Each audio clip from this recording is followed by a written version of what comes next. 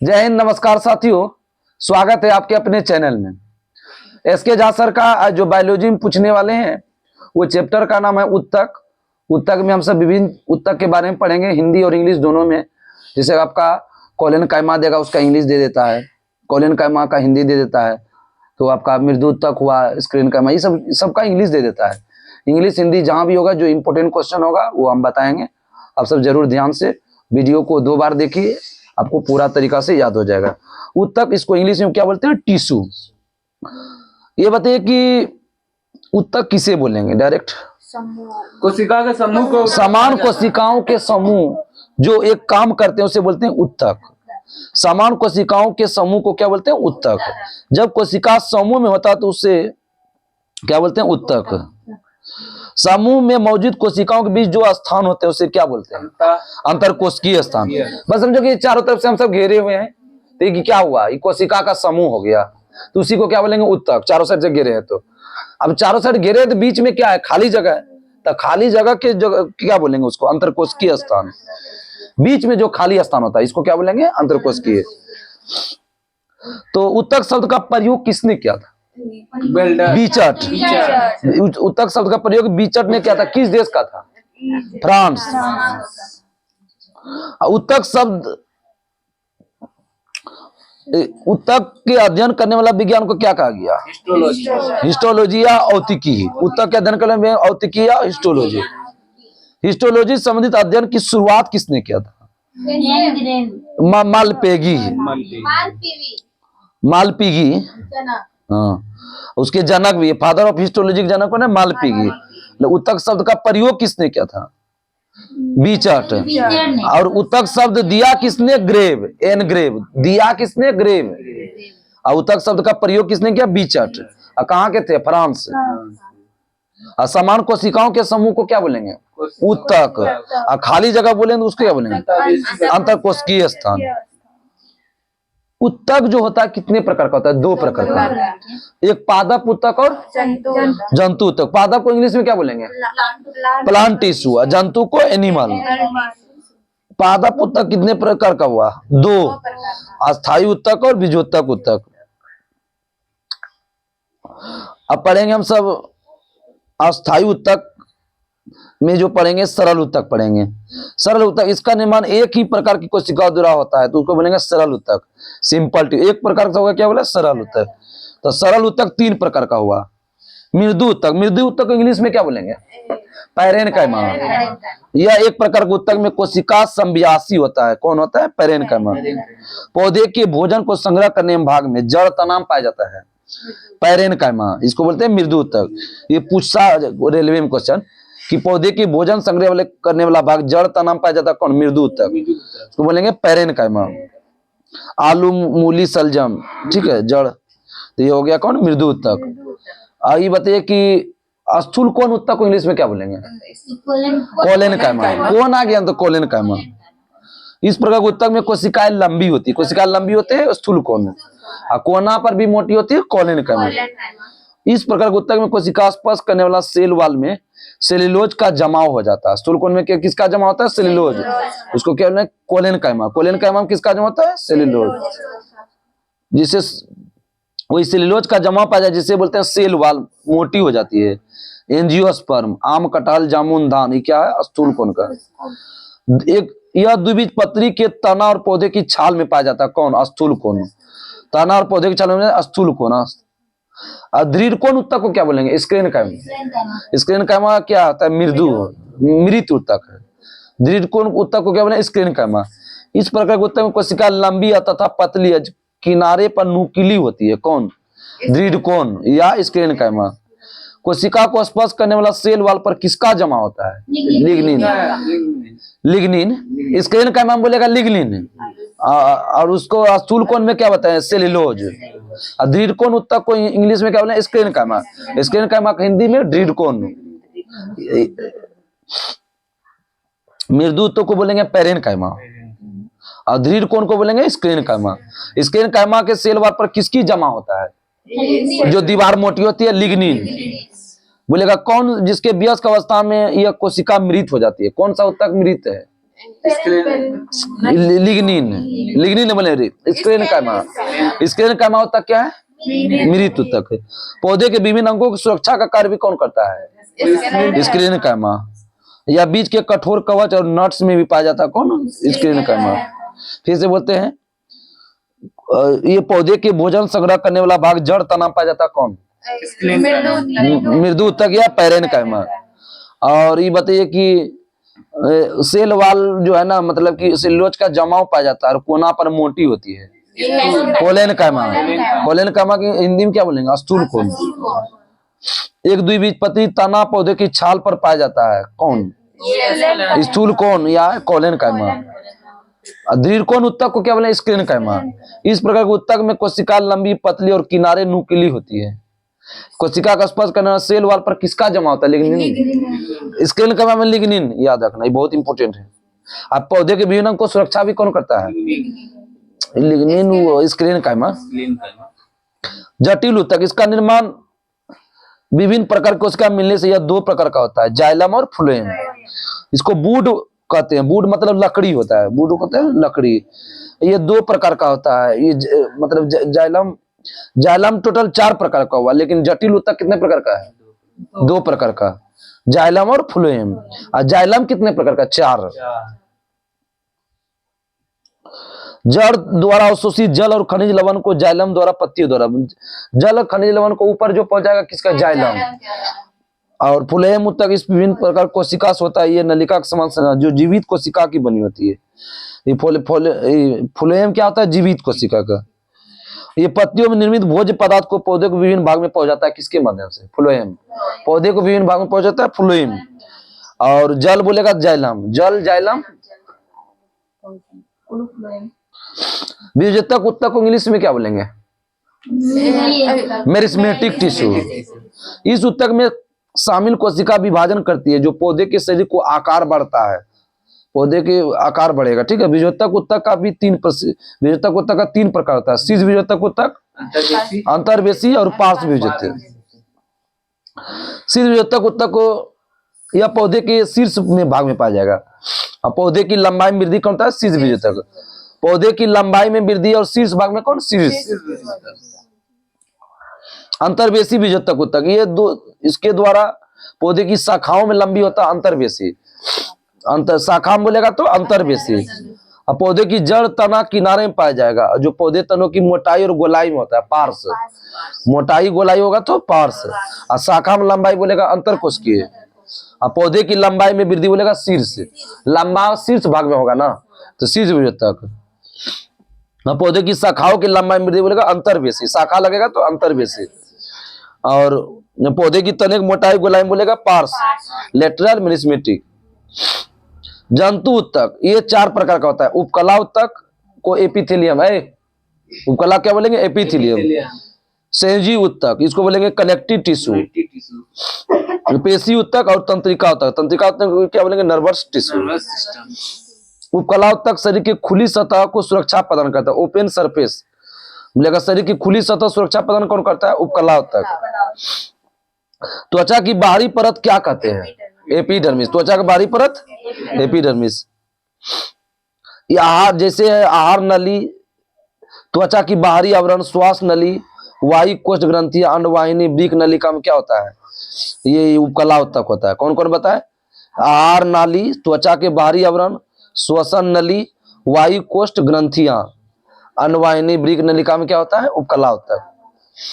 ये बहुत पूछता है कि पौधे को शरीर को खुली से सुरक्षा प्रदान कौन करता है? उपकला ऊतक। संयोजी ऊतक को इंग्लिश में क्या बोलेंगे? Connective tissue. संयोजी ऊतक शरीर के विभिन्न भाग को जोड़ने का कार्य करता है। शरीर को विभिन्न भाग को जोड़ने का काम करता है संयोजी ऊतक। इससे किसका स्राव जो होता है कोशिका को? संयोजी ऊतक में होता है हिस्टामिन। संयोजी ऊतक में किसका स्राव होता है? हिस्टामिन। यह ऊतक शरीर में सबसे अधिक मात्रा में पाया जाएगा। सब शरीर में सबसे अधिक मात्रा में कौन सा होगा? संयोजी ऊतक, ठीक है। आगे बताइए अब सब कि कंडरा, इसका निर्माण किससे होता है? इसका निर्माण श्वेत तंतु, व्हाइट फाइबर के द्वारा होता है, जो कि कोलेजन प्रोटीन से निर्मित होता है। कंडरा किस प्रोटीन से होता है? कोलेजन प्रोटीन से। हड्डी को मांसपेशी से जोड़ को क्या बोलेंगे? कंडरा या टेंडन, ठीक है। हड्डी को मांसपेशी बोले कंडरा या टेंडन। हड्डी को हड्डी बोलेगा लिंगामेट्स या स्नायु। हड्डी को मांसपेशी क्या बताए? कंडरा या टेंडन। मांसपेशी को मांसपेशी से फ्लेक्सर। स्नायु को क्या बोलेंगे इंग्लिश में? लिंगामेट्स। इसका निर्माण किस तंतु द्वारा था? किस रंग के तंतु द्वारा? पीला तंतु। जो किस प्रोटीन से निर्मित होता है? स्नायु एलास्टिन। कोलेजन बताया कंडरा, कौसे कंडरा कौसे कोलेजन। एलास्टिन प्रोटीन से क्या बताए? लिंगामेट्स या स्नायु। हड्डी का हड्डी को जोड़कर क्या बोलेंगे? लिंगामेट्स या स्नायु। हड्डी का निर्माण एक विशेष प्रकार कोशिका द्वारा होता है जिसको बोलते हैं कंकाल संयुज ऊतक। ओस्टियोसाइट बोलते हैं, ओस्टियोसाइट। कंकाल संयुज ऊतक के बाहर एक आवरण पाया जाता है जिसे बोलते हैं पेरिस्टियम, बोलते हैं पेरिस्टियम। हड्डियों के निर्माण एक विशेष प्रकार का प्रोटीन द्वारा आता है जिसको ओसिन प्रोटीन। मतलब हड्डी में कौन सा प्रोटीन होगा? ओसिन। हड्डी में कौन सा प्रोटीन होगा? ओसिन प्रोटीन। बहुत इंपोर्टेंट क्वेश्चन है। और मांसपेशी में कौन होता है? मांसपेशी में मायोसिन। मांसपेशी में होगा मायोसिन। हड्डी में कौन सा होगा? ओसिन। आगे बताइए। मांसपेशी में मायोसिन। हाँ, और हड्डी में ओसिन प्रोटीन। बहुत इंपोर्टेंट क्वेश्चन है। हड्डियों के बीच में एक छिद्रनुमा संरचना, नलीनुमा संरचना पाया जिसे क्या बोलेंगे? हेब्रेसियन कैनल बोलते हैं। हेब्रेसियम कैनल इंग्लिश में दिया है। हड्डी के बीच एक मौजूद छिद्र में कुछ विशेष प्रकार का ऊतक पाया जाए जिसको बोलते हैं अस्थि मज्जा। हड्डी के बीच में मौजूद में एक छिद्र कुछ विशेष प्रकार का ऊतक पाया जाए जिसको बोलेंगे अस्थि मज्जा। का इंग्लिश में क्या बोलेंगे? Bone marrow. बोन मैरो दो प्रकार का होता है, एक पीला अस्थि मज्जा और लाल अस्थि मज्जा। बोन मैरो को क्या बोलेंगे? अस्थि मज्जा। पीला अस्थि मज्जा और लाल अस्थि मज्जा। ये लंबी हड्डियों के बीच मौजूद छिद्र में पाया जाता है कौन? पीला। इसका डब्ल्यूबीसी का निर्माण कौन होता है? पीला अस्थि मज्जा। डब्ल्यूबीसी का निर्माण पीला अस्थि मज्जा। ये लो बोन मैरो ये नवजात शिशु में बहुत कम मात्रा में पाया जाता है, लेकिन उम्र बढ़ने के साथ साथ ये ज्यादा पाया जाता है। मतलब बच्चा में कम, थोड़ा सा वयस्क होगा तो ज्यादा होगा। लाल अस्थि मज्जा यह बचपन में लंबी हड्डियों के बीच पाया जाता है, लेकिन उम्र बढ़ने पर लंबी हड्डियां के किनारे में पाया जाएगा। मतलब बचपन में लंबी हड्डियों के बीच होगा, लेकिन उम्र बढ़ेगा तो क्या होगा? लंबी हड्डियों के किनारों में पाया जाएगा। आरबीसी और प्लेटलेट्स का निर्माण किससे होता है? लाल अस्थि मज्जा से। लेकिन डब्ल्यूबीसी का बोलेगा तो पीला अस्थि मज्जा। गर्भावस्था में बच्चों को आरबीसी का निर्माण कहाँ होता है? गर्भावस्था में यकृत या पीलिया। यकृत या ऐसे बोलेगा आरबीसी का निर्माण तो अस्थि मज्जा। गर्भावस्था में बोलेगा तो यकृत या पीलिया। उपास्थि जिसको इंग्लिश में बोलते हैं कार्टिलेज। बताए थे जब हम पढ़ा रहे थे कंकाल तंत्र तो बताए थे छू के, इसी को बोलेंगे जिसको ममोड़ तोड़ सके। नाक छू के बताए थे ना, तुम आई थी, याद है हमको। इसका निर्माण एक विशेष प्रकार कोशिका द्वारा होता है जिसको बोलेंगे कॉन्ड्रोसाइट्स कहते हैं। उपस्थि को उपास्थि के बाहर एक आवरण पाया जाए जिसे क्या बोलेंगे? पेरिकोन्ड्रियम बोलते हैं। पेरिकोन्ड्रियम। कार्टिलेज को हिंदी में क्या बताया? उपास्थि का निर्माण एक विशेष करके प्रोटीन द्वारा होता है। जो कौन प्रोटीन है? ये कोंड्रिन प्रोटीन है। कौन सा है? कोंड्रिन प्रोटीन। उपास्थि में बोलेगा तो कोंड्रिन प्रोटीन। लेकिन हड्डी में क्या बताया? ओसिन। हड्डी में ओसिन। वसीय ऊतक एडिपोज टिश्यू, इसका निर्माण शरीर को उष्मा प्रदान करने के लिए करता है। कौन सा ऊतक शरीर का उष्मा प्रदान? वसा। एडिपोज को वसीय ऊतक। वसा से सबसे ज्यादा बताया था ना ऊर्जा प्राप्त होता है। 9.2 या 3 दोनों देता है। बोन एडिपोज टिश्यू बच्चों में अधिक मात्रा में पाया जाता है, इसलिए बच्चों को ठंड का एहसास कम होता है।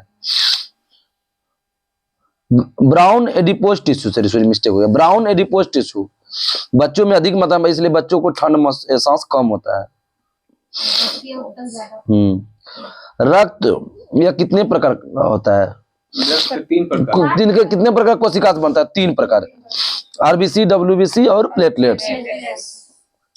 आरबीसी के कारण इसका रंग कैसा होता है? रक्त का लाल रंग। लसिका, इसको इंग्लिश में क्या बोलेंगे? कोई बताओ। लसिका को लिम्फ बोलेंगे, क्या बोलेंगे? लिम्फ। या बिल्कुल रक्त के समान होता है, लेकिन इसमें आरबीसी नहीं पाया जाता। लसिका में आरबीसी, आरबीसी के ना होने के कारण इसका रंग कैसा होता है? सफेद। लसिका कलर पूछा हुआ है रेलवे में, कैसा कलर है? सफेद। पेशी उत्तक, इस उत्तक का निर्माण एक विशेष प्रकार की कोशिकाएं होती है जिसे बोलते हैं मायोसाइट्स कहते हैं। क्या बोलते हैं? मायोसाइट्स। मांसपेशी का अध्ययन क्या बताए थे? मायोलॉजी। मांसपेशी का अध्ययन मायोलॉजी। बताइए कि शरीर में मांसपेशी की संख्या कितना है? बहुत बार पूछा है।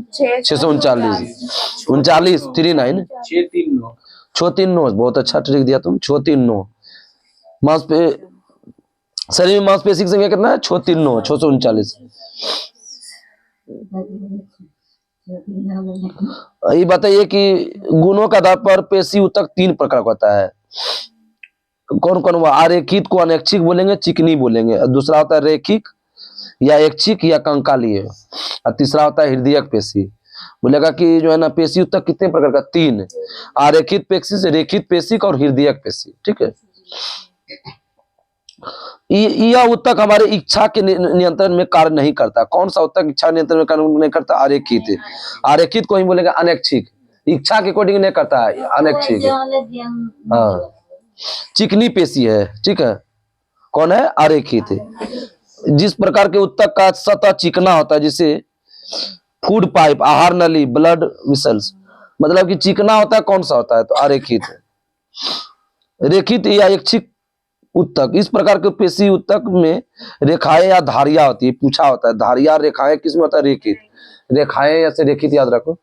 यह उत्तक हमारी इच्छा के अनुसार कार्य करता है। कौन सा? रेखित। रेखित इच्छा के अनुसार, आरेखित इच्छा के अनुसार नहीं करता है।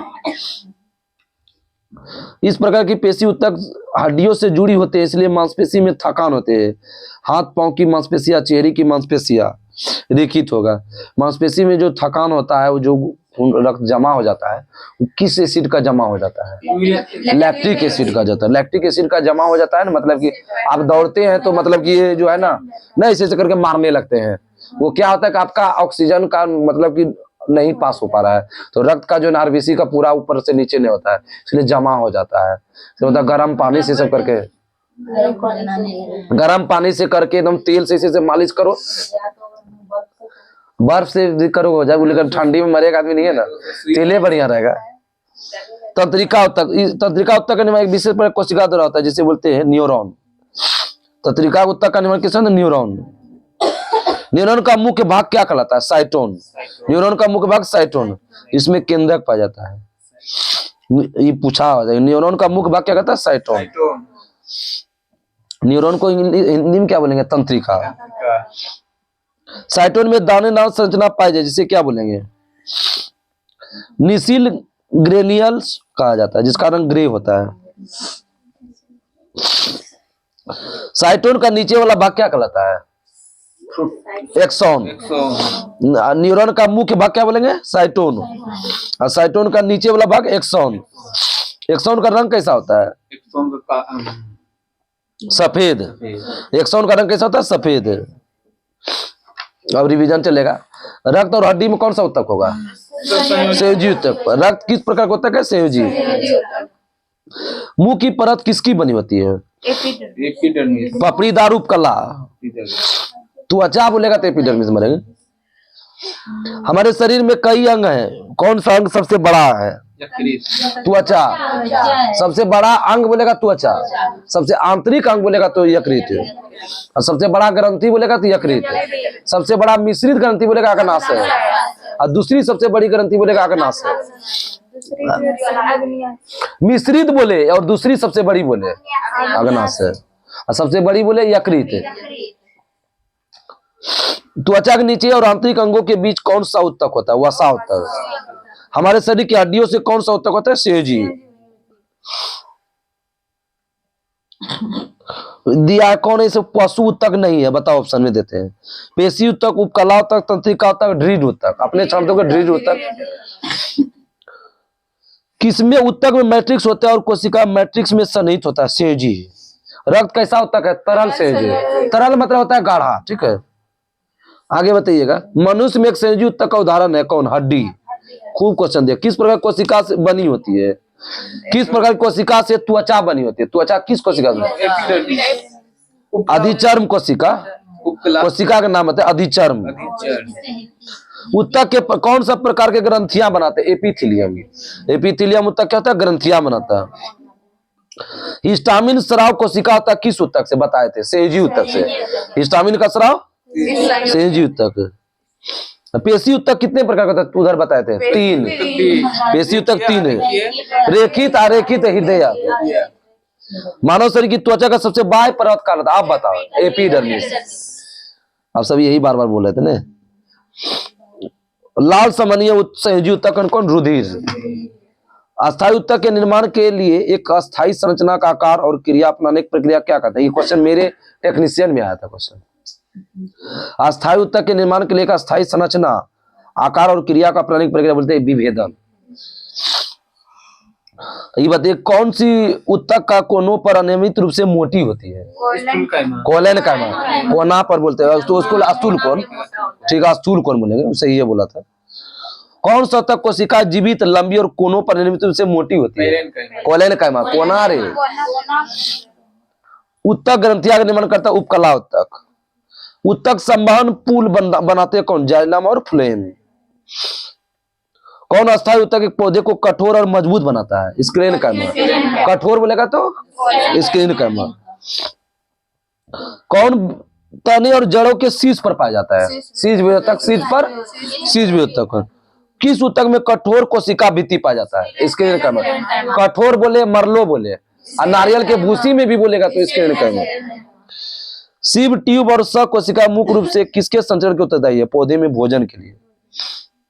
किसके जमाव के कारण दृढ़ ऊतक की कोशिका भित्ति मोटी होती है? लिग्निन। लिग्निन के कारण मोटी होती है। दृढ़ ऊतक को क्या बोले? स्क्रीन कायमा। बहुत बार पूछ दिया है। स्क्रीन कायमा कोशिका दीवार मोटी होती है किसके कारण? लिग्निन के कारण। पौधे में कौन सा ऊतक पानी का संवहन करता है? जाइलम। कौन से ऊतक का अंतरकोशिकीय क्षेत्र बड़ा होता है? अंतरकोशिकीय क्षेत्र बड़ा, पैरेन्काइमा। पैरेन्काइमा भोजन को संग्रह भी करता है। ठीक है, बोलते हैं कौन सरल अस्थायी ऊतक नहीं है? बताइएगा। कोलेनकाइमा, सीज वियोतक ऊतक, कैम्बियम, जाइलम। कौन होगा? जाइलम। जटिल ऊतक होता है जटिल ऊतक का जाइलम और फ्लोएम है। उतना अच्छा से जो सुन लिया उसको कंप्लीट याद होता है। पौधे के तने के छिलके के रूप में पाए जाते हैं आकृति जो उनकी वृद्धि में सहायक होता है। कौन से ऊतक पाए जाते हैं? लेटरल मिनिस्मेटिक्स। लेटरल मिनिस्मेटिक्स। लेटरल को क्या बोलते हैं हिंदी में? लिगमेंट। लेटरल को क्या बोलते हैं? पार्श्व विजेतक ऊतक। आगे बताइए कि एक पौधे के तने या जड़ का घेरा में क्या बताया? अभी बताइए क्या? लेटरल मिनिस्मेटिक्स। आगे बताइएगा। लंबी और कोनों पर अनियमित रूप से मोटा होता है कौन? कोलेनकाइमा। बहुत क्वेश्चन दिया है। कोलेनकाइमा ऊतक कोशिका कोना पर मोटी होती है किसके कारण? कोलेनकाइमा में सेल्यूलोज और पेक्टिन। सेल्यूलोज बताए थे, पेक्टिन नहीं बताया। सेल्यूलोज और पेक्टिन पेरिन के मोटी। और स्क्रीन काइमा बोलेगा तो लिग्निन। किसके कारण जड़ तने के घेरे में वृद्धि होता है? पार्श्व विजेतक। हिंदी में क्या बताते? इंग्लिश में लेटरल मिनिस्मेटिक्स। किस कौन से पौधे को ऊतक कोशिका विभाजन में सक्षम है? विभेदक। पत्तियों के तल में कौन पाया जाता है? अंतर्वेशी। कौन एक जटिल अस्थायी ऊतक? ऑप्शन देते हैं। ठीक है, xylem, parenchyma, sclerenchyma, collenchyma. Xylem हो गया। किन को अस्थायी ऊतक में कोशिका मृत होती है? स्क्लेरेन्काइमा मृत होती है। स्क्लेरेन्काइमा। पादप कोशिका भित्ति किसके बनी होती है? सेल्यूलोज और पेक्टिन। ऊतक का निर्माण मृत कोशिका के संयोजन से होता है। दूध तोरी स्क्लेरेन्काइमा। 5 जगह दे दिया। इतना भी रही क्या क्वेश्चन इसीलिए दे दिया है। वनस्पति ऊतक कौन है जो परिपक्वता का जीवित प्रोटोप्लाज्म धारण नहीं करता? दृढ़ ऊतक। ऑप्शन वाला क्वेश्चन है। कौन साधारण अस्थायी ऊतक का प्रकार है? ऑप्शन देते हैं।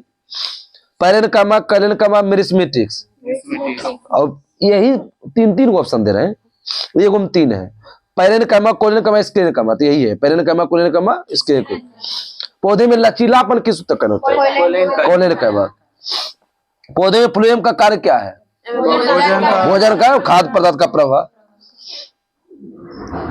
पतली कोशिका वृद्धि के साथ अपेक्षाकृत गैर विशिष्ट कोशिका पाया जाता है। पैरेन्काइमा।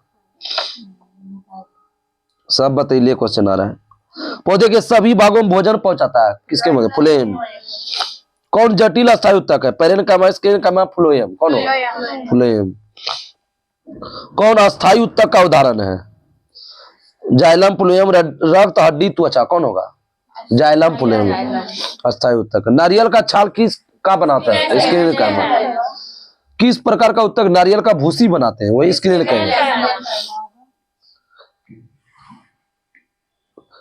कौन सा उत्तक कोशिका विभाजन में सक्षम होता है? द्विबीजोत्तक है। कोशिका विभाजन में पौधे में लचीलापन किस उत्तक का? पोलेनकाइमा। दृढ़ उत्तक किससे बनाता है? सजीव कोशिका का, निर्जीव कोशिका का? निर्जीव कोशिका। निर्जीव मतलब कोई उसमें जान नहीं है, सजीव मतलब उसमें जान है, जो सांस ले वो सजीव हो गया। विभिन्न प्रकार का अस्थायी उत्तक के निर्माण के लिए कौन सा उत्तक कोशिका अलग होता है? मेरिस्मेटिक। पौधे में लचीलापन, धूल, पोलेनकाइमा। रेगिस्तानी पौधे की बाह्य त्वचा एपिडर्मिस में किसका एक मोटी मोम जैसी परत होती है? क्यूटिन। रेगिस्तानी आएगा तो क्यूटिन माना। पादप उत्तक के दो प्रकार होते हैं, कौन कौन? बीजोत्तक उत्तक और अस्थायी उत्तक। कल का जो आपका टॉपिक होगा, देखिए कल हो पाता है कि नहीं क्यूज, ठीक है, कल कहीं जाने वाले हैं, ठीक है। जंतु उत्तक कल का है, ठीक है, जंतु उत्तक के बारे में पढ़ेंगे। विभिन्न का वैज्ञानिक नाम उभयचर हो गया, मत्स्य वर्ग, मोलस्का हो गया, एनिलिडा, एस्क्लेमेंथिज, ये सब पूरा डिटेल से पढ़े। कौन चैप्टर है कल? जंतुओं का वर्गीकरण, क्लासिफिकेशन ऑफ एनिमल्स, ठीक है। तब तक के लिए नमस्कार।